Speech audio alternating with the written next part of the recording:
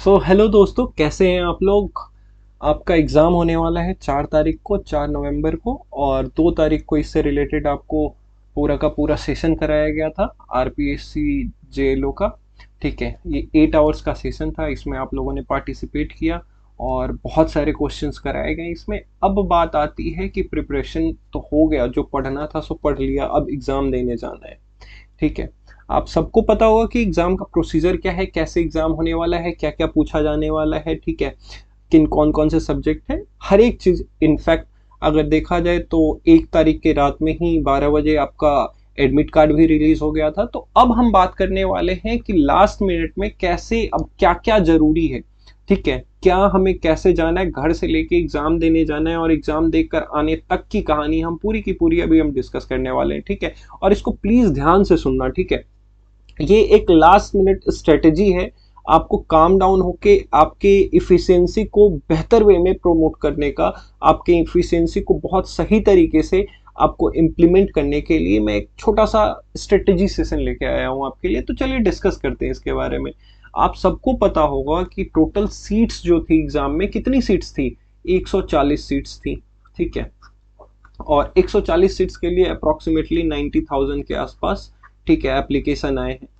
Total 90,000 है, लेकिन इससे घबराने की जरूरत नहीं है। बहुत लोग आप में से ऐसे होंगे जो डर रहे होंगे। ठीक है, डरने की भी कोई जरूरत नहीं है। क्यों डरना? ठीक है, एग्जाम से डरना क्यों है? सीधी सी बात है, अभी तक अगर पढ़ा होगा तो क्लियर होगा।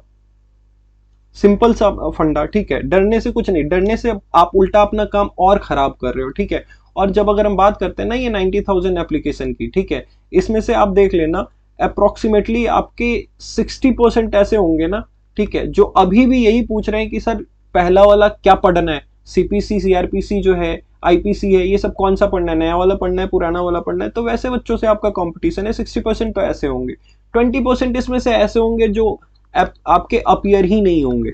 ठीक है, ये आपको अपीयर ही नहीं होंगे। ठीक है, अब बचा जो आपका, इसके अलावा जो आपका 20% बचा, ये 20% इनके साथ आपका कंपटीशन है।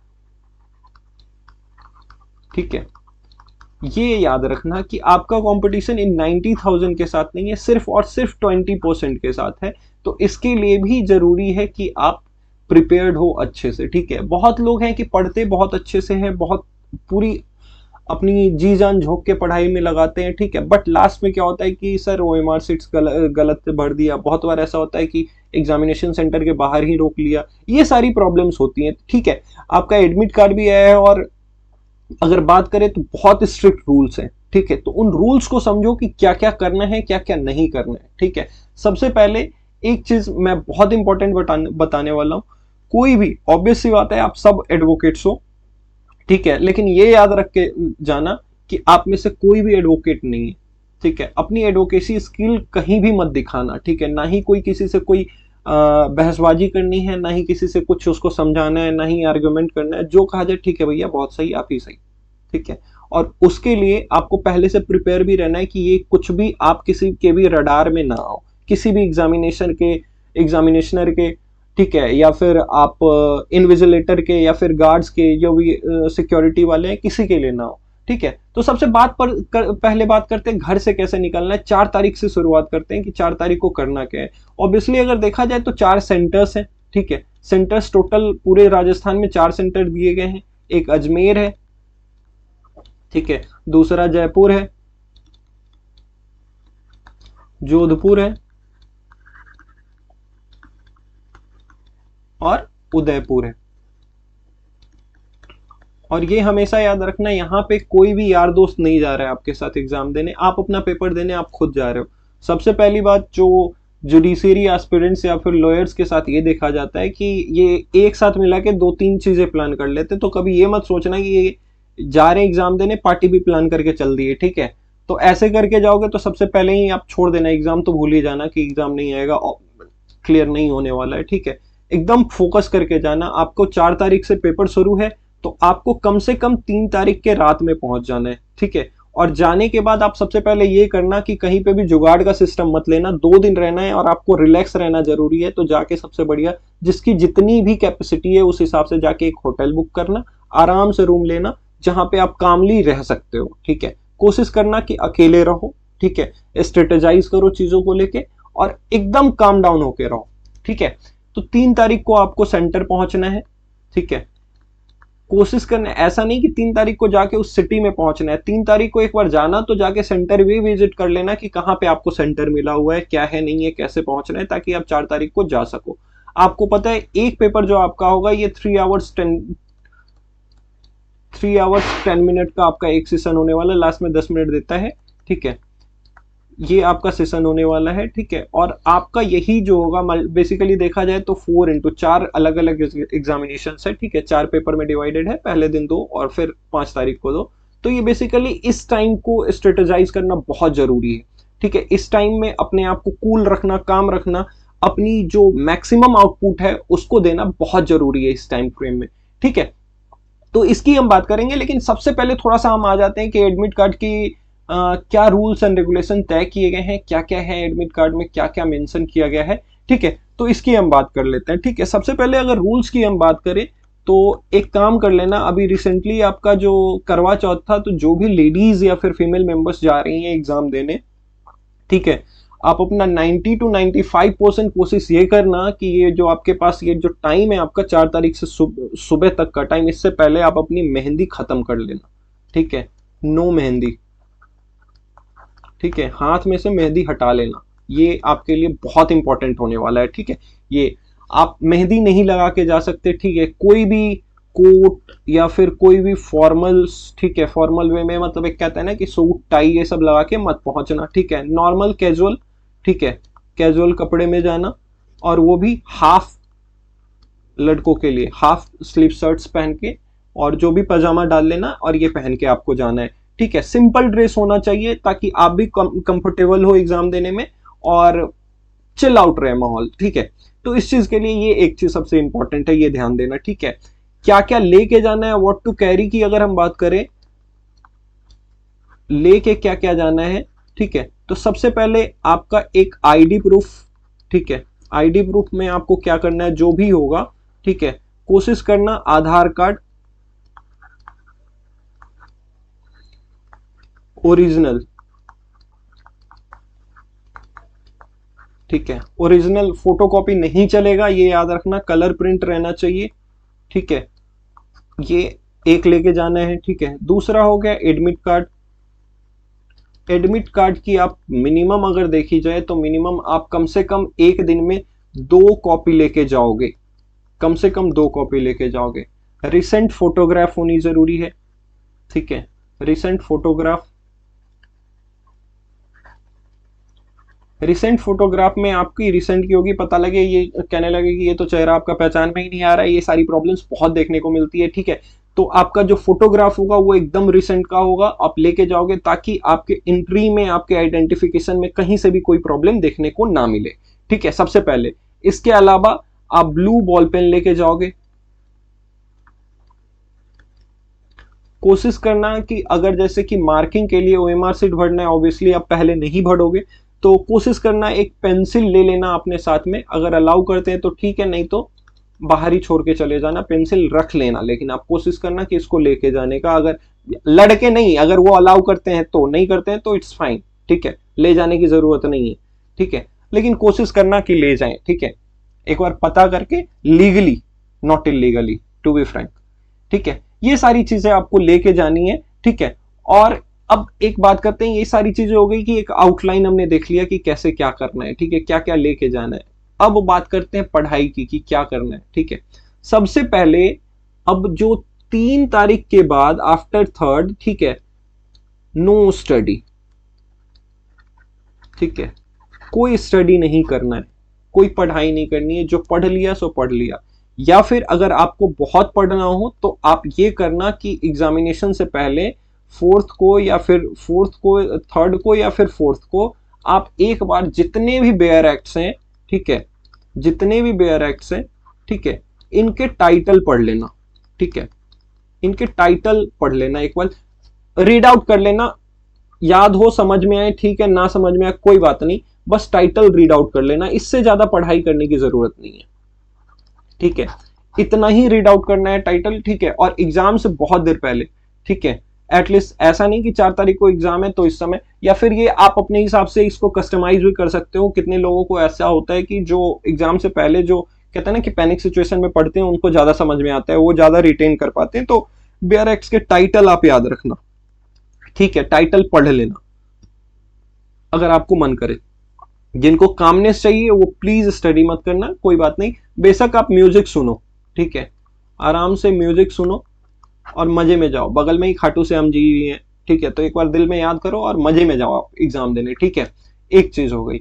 अब हो गया कि एग्जाम में जाओगे तो ऑब्वियस सी बात है पैनिक होगे ही आप, ठीक है, पैनिक होगा, मन घबराएगा। ऑब्वियसली इतना ज्यादा नंबर ऑफ एप्लीकेंट है और बहुत कम सीट्स हैं, तो पैनिक होना बनता है। लेकिन ये पैनिकनेस आपकी जो होगी वो शुरू के 15 मिनट तक ही रहेगी, 15 मिनट तक, हार्डली 20 मिनट तक, ठीक है। तो इस 15-20 मिनट को अगर आप टैकल कर पाए ना बेटा, ठीक है, तो आपका बाकी का सारा सेशन बहुत ईजी जाएगा। क्यों, ये बात मैं क्यों कह रहा हूं उस चीज को मैं समझा रहा हूं, ठीक है। कोई भी एग्जाम हो, इनफैक्ट आप जो भी बच्चे होंगे, अगर वो एग्जाम देने, अगर नॉर्मल कहा जाए ना कि 10th-12th का भी एग्जाम देने अगर गए होगे आप, तो वहां पे भी थोड़ा बहुत पैनिकनेस होता ही है। आप पैनिक करोगे, थोड़ी बहुत पैनिकनेस आएगी, आप परेशान होगे कि हाँ मतलब क्या होगा नहीं होगा, लेकिन कुछ देर के बाद ऑब्वियसली एक नॉर्मल हो जाता है मन, ठीक है। तो ये इस पैनिकनेस को कंट्रोल करना है, ठीक है। जब तक आपको क्वेश्चन पेपर ना मिले, ठीक है, जब तक क्वेश्चन पेपर ना मिले, ठीक है, तब तक आपको ना ही किसी से कोई दोस्ती यारी निभानी है। ये नहीं देखना है कि कहां पे कौन बैठा हुआ है, कौन सी लड़की आई है, कौन सा लड़का आया है, ये सारी चीजें नहीं देखनी है। आराम से हेड डाउन करके सो जाना, ठीक है। क्वेश्चन पेपर मिलता है, क्वेश्चन रीड आउट करना शुरू करना। शुरू के 15-20 मिनट में अगर क्वेश्चंस नहीं होते हैं, कोई बात नहीं, छोड़ दो, पूरा रीड आउट करो, ठीक है, रीड आउट करते जाओ। और जो भी अगर आंसर आते हैं उनको आप मार्क करते चलोगे। क्वेश्चन पे भी एक छोटा सा ऐसे करके ना, ऐसे करके डॉट लगाते चलना। जैसे क्वेश्चन नंबर 1 का अगर ऑप्शन डी आपको लग रहा है तो डी के पास में ऐसे डॉट लगा देना। ऑप्शन क्वेश्चन नंबर 2 के बाद अगर आप देख रहे हो तो क्वेश्चन नंबर 2 के लास्ट में अगर आपको कहीं पे अगर लेट से सी दिख रहा है तो सी पे ऐसे, या फिर 3 दिख रहा है तो 3 पे ऐसे लगा देना, ठीक है। अगर इसका आंसर 1 लग रहा है तो ऐसे लगा देना। बट ये करना, देखो, ये करना उन्हीं क्वेश्चंस के साथ जो आपको आता हो। देखो 3 तरह के क्वेश्चंस, 3 तरह के प्रॉब्लम से आपको जूझना पड़ेगा, ठीक है। पहला जूझना होगा, पहला प्रॉब्लम आपको ये होगा, ठीक है, कि एक तरह के क्वेश्चन होंगे जो आपको आते होंगे, ठीक है। सबसे पहला वो क्वेश्चन होगा जो आपको आता होगा, ठीक है, आता होगा क्वेश्चन। तो इन वाले क्वेश्चन को क्या करना कि आप डॉट लगाते चलना कि ये कंफर्म है कि इसको मार्क करते हुए आगे निकलना है, इसके आंसर को मार्क करना, खत्म करना।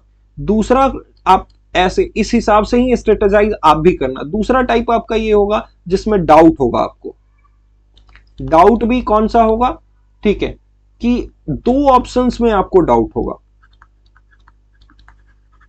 ठीक है। दो ऑप्शंस में डाउट होगा कि हाँ शायद इसका बी होगा या फिर सी होगा, या फिर ए होगा या फिर डी होगा, कोई एक ही होगा इनमें से, ठीक है। अगर जैसे ही 2 से ज्यादा डाउट हो, मत अटेम्प्ट करना। सबसे पहली बात, उसको अटेम्प्ट ही मत करना, छोड़ देना उस क्वेश्चन को, ठीक है। क्योंकि निगेटिव मार्किंग आपका सबसे बड़ा दुश्मन होने वाला है इस एग्जाम में, ठीक है। तो वैसे क्वेश्चन को तो अटेम्प्ट ही मत करना जहां पे 2 से ज्यादा में डाउट हो, ठीक है। और 2 में भी अगर आपको अगर डाउट हो तो सबसे पहली बात, दिल की मत सुनना, दिल की मत सुनना, नो गट फीलिंग, ठीक है। कोई गट फीलिंग नहीं काम करने वाली है। लॉजिक दिखे, प्रोबेबिलिटी दिखे, अगर 80 नहीं, वो भी 90-10 का अगर रेशियो आपको दिखे, तब आप मार्क करना किसी एक आंसर को, नहीं तो निगेटिव मार्किंग में आपको नहीं जाना है, ठीक है। एटलीस्ट आपको ये याद रखना है कि हर एक पेपर में, जैसे कि 4 पेपर हैं, चारों पेपर में, एक पेपर में, पर हर एक पेपर में आपको कम से कम 75 से लेके 85% तक आंसर, ठीक है, ये परसेंट बात कर रहा हूं, दैट मीन्स 110 से लेके 125 तक आंसर आउट ऑफ 150 सही मार्क करना है, विदाउट निगेटिव मार्किंग, ठीक है। विदाउट निगेटिव मार्किंग कम से कम आपको 125 से एवब सही होने चाहिए, ठीक है। उल्टा मैं बता दिया, 125 से लेके 135 तक क्वेश्चंस, ठीक है, आपको कम से कम सही होना चाहिए। 125 से 135 क्वेश्चन कम से कम होना चाहिए, ठीक है। फिर भी अगर इतना भी कर लेते हो तो एक बात मैं क्लियर कट बता दूं, तब भी इसकी कोई गारंटी नहीं है कि आप सेलेक्ट होगे इस पे, ठीक है। स्टिल बट आपका हमेशा ये टारगेट होगा, एक बेसिक टारगेट, मिनिमम टारगेट आपको 75 से 85% के आसपास होना चाहिए।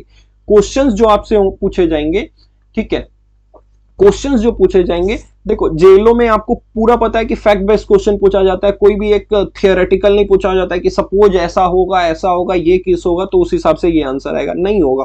कल क्लियर कट आपसे क्वेश्चन पूछा जाएगा, क्वेश्चन का सीधा या तो ये है ये है ये है ये है, नहीं आता छोड़ दो, अगर आ रहा है तो मार्क करो। निगेटिव मार्किंग का आप हमेशा ध्यान रखना, ये निगेटिव मार्किंग जो होने वाला है ना, ये आपका सबसे बड़ा विलेन होगा, ठीक है। बाद में जो आके आप अफसोस करोगे ना, काश यार छोड़ दिया होता, मेरा मन नहीं कर रहा था, मेरे को लग रहा था गलत होगा, या ये नहीं ये हो सकता था, मैं डाउट में था लेकिन ये मार के आ गया, ठीक है, ये चीज नहीं होनी चाहिए, ठीक है, छोड़ देना। अगर गलत नहीं करोगे ना तो कम से कम खुद को सेटिस्फाई कर पाओगे कि हाँ जी मैंने एक तरीके को फॉलो किया था और इसमें ये चला गया, कोई बात नहीं। लेकिन अगर गलत करके आओगे ना तो वो फ्री में आपको ना एक डिप्रेशन की तरफ ले जाएगा, एक प्रॉब्लम मतलब एक सोचने पे मजबूर कर देगा, ठीक है, परेशान ही होगे उससे, डिप्रेशन में तो क्या ही जाओगे, वकील हो, ठीक है। तो निगेटिव मार्किंग का हमेशा ध्यान रखना और याद रहे कि हर एक पेपर में कम से कम 125 से लेके 135 क्वेश्चंस आपको मार्क करने हैं, ये हमेशा याद रखना, ठीक है, ये एग्जैक्टली ठीक है, ये हमेशा याद रखना, पहली बात। दूसरी बात, अब हम बात करते हैं कि गट फीलिंग पे नहीं जानना है, ठीक है, डाउट वाले क्वेश्चन पे भी अगर दो ऑप्शन में डाउट हो तो सिर्फ लॉजिक लगाना है, ठीक है, लॉजिक से सॉल्व होता है तो ठीक है, नहीं तो ये भी नहीं करना है, ठीक है। तीसरा टाइप का क्वेश्चन आपके पास होगा जो नेवर हर्ड ऑफ इट, ठीक है, ना ही कभी पढ़ा, ना किसी ने पढ़ाया, ना कभी आपने सुना इस क्वेश्चन के बारे में, तो उसको तो एक बड़ा सा क्रॉस दो, खत्म करो, भैया ये मेरे काम का नहीं है, इसको मारो गोली, ये इसको ना मैं कर सकता हूं ना आप करा सकते हो, तो जय हिंद जय भारत, खत्म, ठीक है, इन क्वेश्चन को छोड़ देना, ठीक है। तो ये सारी बातें हो गई। अब बात करते हैं कि आंसर मार्क कैसे करने हैं, ठीक है। अब लेट्स से कि अगर ओएमआर सीट की अगर हम बात करें, बहुत लोग ऐसे होंगे जो अभी ओएमआर सीट की प्रैक्टिस कर चुके होंगे, बहुत लोग ऐसे होंगे कि जिन्होंने नहीं करी होगी अभी ओएमआर सीट की प्रैक्टिस, ठीक है, तो उनकी बात कर लेते हैं। देखो ओएमआर सीट आपका होगा तो हर एक क्वेश्चन, लेट्स से अगर ये 1 2 3 4 5 6 ऐसे करके सो क्वेश्चन होंगे, ठीक है, यहाँ पे ऑप्शन ए हो गया, बी हो गया, सी हो गया, डी हो गया, और एक और ऑप्शन होगा ई। जो ई वाला ऑप्शन होगा ना, ठीक है, ये आपको ई वाला ऑप्शन जो होगा इसको तभी फिल करना है, ठीक है, ई आपके ऑप्शन 4 ही होंगे लेकिन ई ऑप्शन आपको एक्स्ट्रा दिया रहेगा, इसको तभी फिल करना है जब कोई क्वेश्चन आप अटेम्प्ट नहीं करना चाहते हो, उस क्वेश्चन में आप कुछ नहीं मार्क करना चाहते हो, ठीक है, जो आता ही नहीं है वो वाला अनअटेम्प्टेड क्वेश्चन के लिए है, ठीक है, ये अनअटेम्प्टेड क्वेश्चन के लिए आप ई मार्क करोगे, ठीक है, ये हो गया ये हो गया ये हो गया, ऐसे करके दो, लेट्स से मान लो कि क्वेश्चन नंबर 1 मुझे आता है, क्वेश्चन नंबर 2 नहीं आता है, ठीक है, क्वेश्चन नंबर 1 का मान लो मेरे पास सी आंसर हो गया तो इसको मार्क करना है, ठीक है। अगर 2 का मेरे को नहीं आता, इसको छोड़ना है, तो जिसको छोड़ना होगा उसी को मार्क करना, और ये हमेशा ध्यान रखना कि आगे से आप आंसर देखो, ठीक है, पता लगे कि डी ऑप्शन है तो ई वाला भर के आ गए, ठीक है, आखिरी यही है तो इसी को भर दो, ये गलती मत करना, ठीक है, आगे से देखना ऑप्शन जो चौथा होगा डी होगा तो डी को ही मार्क करना ऐसे करके, ठीक है, ये कभी मत करना लास्ट वाला अनअटेम्प्टेड के लिए, ठीक है, ऐसा इसलिए किया गया है कि बाद में कुछ फ्रॉड ना हो, कि बहुत बार ऐसा होता है कि खाली ओएमआर सीट मिला, बाद में किसी ने जुगाड़ लगा के पैसे खिला के इसको मतलब भर दिया, इसलिए इस बार कर रहे हैं कि जो क्वेश्चन का आंसर नहीं कर रहे हैं बच्चे उनको ई मार्क करना है, ठीक है, जिसको अटेम्प्ट नहीं कर रहे हैं, ताकि आगे होने वाले फ्रॉड को रोका जा सके, ठीक है, तो ये हमेशा याद रखना, ठीक है। दूसरी बात, ओएमआर सीट हमेशा आपको लास्ट में भरनी है, ओएमआर जो है हमेशा लास्ट में भरना है, ठीक है, लास्ट के टाइम में सबसे पहले जब आप क्वेश्चन पढ़ना शुरू करोगे तो शुरू में आप, जैसा कि हम लोगों ने बात किया था कि शुरू के 10-15 मिनट तो आपको कुछ समझ में नहीं आएगा, दिमाग आपका फ्रीज हो जाएगा, तो उन क्वेश्चन को छोड़ते हुए आगे बढ़ना है, जैसे ही आपकी बॉडी रिलैक्स होगी ना, माइंड आपका रिलैक्स होगा, आपको आंसर देना शुरू कर देगा दिमाग आपका, ठीक है, आप अपने काम अगर रहोगे, लंबी सांस लेना, लंबी सांस छोड़ना, ठीक है, सबसे पहली चीज ये एक बहुत बढ़िया ट्रिक है, लंबी सांस लो लंबी सांस छोड़ो, ठीक है, ऐसे करते रहना जितने देर आपको अगर घबराहट हो रही है, ठीक है, और आगे पढ़ना शुरू करना, जहां से आंसर बनना शुरू हो रहा है वहां से पढ़ना शुरू करो।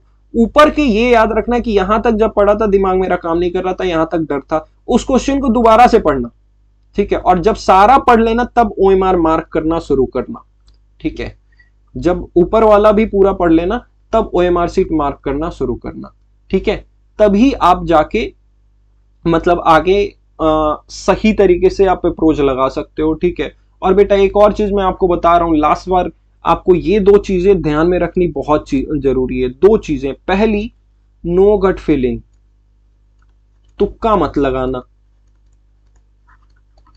गट फीलिंग पे जाओगे नेगेटिव मार्क आएगा, आप आउट हो गए, ठीक है।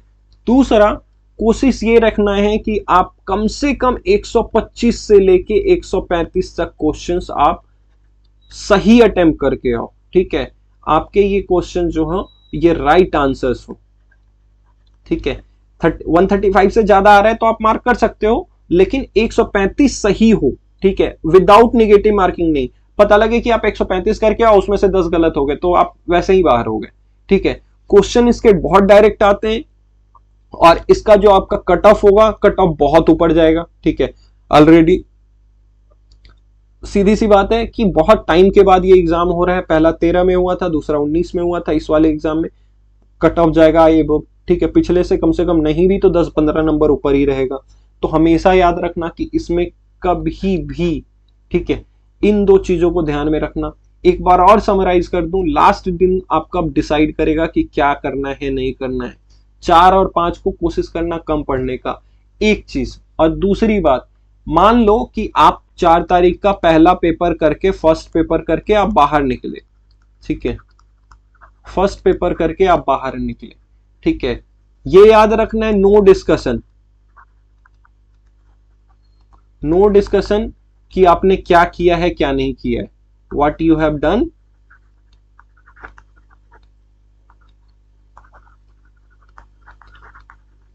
इस पे कोई डिस्कशन नहीं होगा, नो डिस्कशन, कोई डिस्कशन नहीं होगा, ये याद रखना, ठीक है। बाहर निकलो, आराम से चिल आउट रहो, जाओ वापस से, ठीक है। जब आप 1:30 बजे के बाद आप जब 2 बजे वाले पेपर के लिए जाओगे, सेकंड पेपर के लिए, ठीक है, चिल माइंड में जाओ। आप जितना आपको जो आपको परसेप्शन लग रहा हो ना आपको पेपर 1 का, उसी को रहने दो और हमेशा पॉजिटिव रहना, ठीक है, पॉजिटिव रहना। 2 4 10 नंबर अगर पहले वाले में अगर कम आ रहे हैं तो इसमें कोशिश करना नेक्स्ट पेपर में उसको टैकल अप करने का, लेकिन वो भी एक लिमिटेड वे में, एक सही तरीके से। प्रेशर फील नहीं करना है, प्रेशर फील करोगे हार जाओगे, हारना नहीं है। अब सेकंड पेपर में जाओ, ठीक है, सॉरी एक सेकेंड, क्या हो गया, अच्छा हाँ, ठीक है, फर्स्ट पेपर में गए, फर्स्ट पेपर के बाद नो डिस्कशन, कोई डिस्कशन नहीं, ठीक है, ठीक है। सेकेंड पेपर में,